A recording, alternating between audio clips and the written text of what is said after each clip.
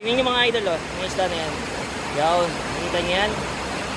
Mga salmon yun mga idol, galing lake. Yan, mga medyo maliliit pa yan. Yan, galing silang lake. Kasi yung lake dito, yun yung pinaka nesting ground nila. Bali yung mga itlog, doon napipisa. Tapos medyo malaki na, magka-travel naman sila yan. Yan, tatalunin nila yan. Yan, tatalunin nila yan, papunta naman sila pabalik ng ocean para doon lumaki mga idol.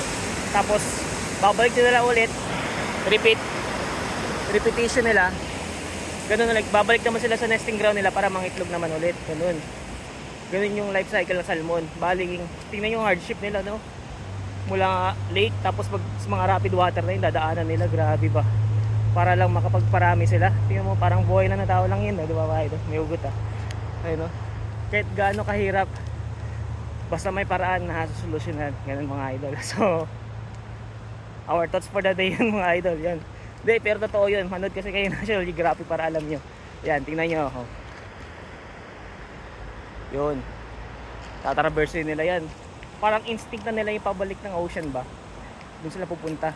Yes mga idol, yan, oh. Ito yun, oh, pakita yung picture yan, yung life cycle nila, diba?